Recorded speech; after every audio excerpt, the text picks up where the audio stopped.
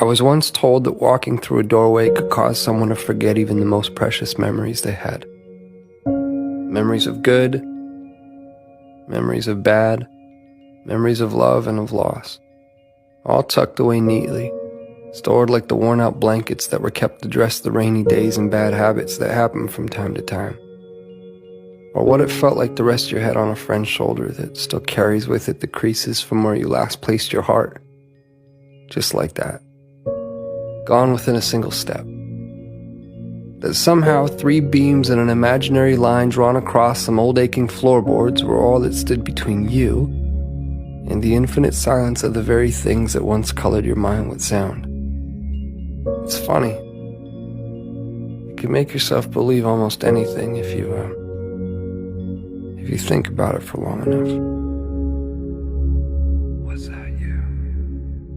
Was that you?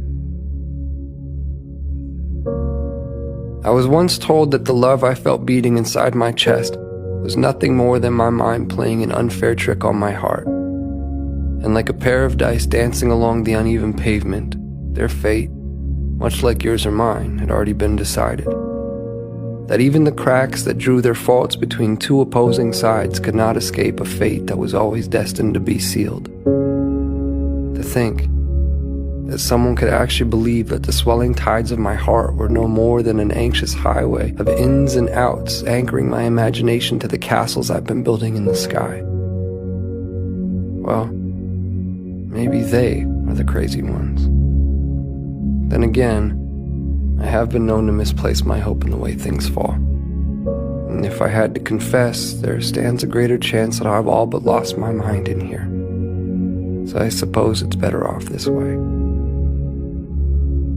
Because I've always believed that the odds of finding what you seek tend to favor those who are open to seeking them in the first place. And I, for one, have never quite understood how odds stand to get even without that frame in mind.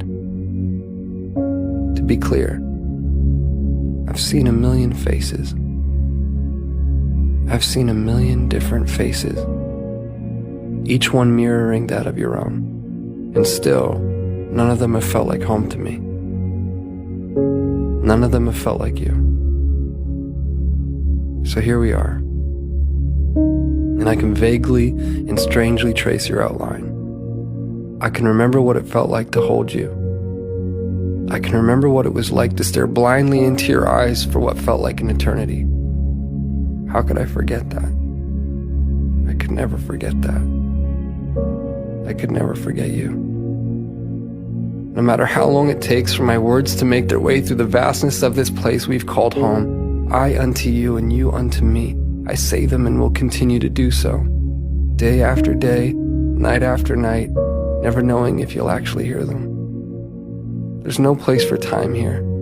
Just overlapping moments where I thought I'd found you, where I thought I heard the sound of your breath, where I felt your heart as it waited patiently for mine, retracing the steps that we left in the life before last, before our eyes closed, before the great divide, before a doorway stood between you and me. As it stands, I found myself in that doorway again, with both feet in and your heart on my sleeve. But I can't bring myself to walk through this time. Not yet, at least. Not until I take one last look and see that it was you. That it was always you. Our hearts strewn across those old fragile floorboards. The silhouettes of each and every one of our memories playing out like a story that we both know we've seen before. I remember now. This was where I first found you. Beyond those closed doors, I will find you again.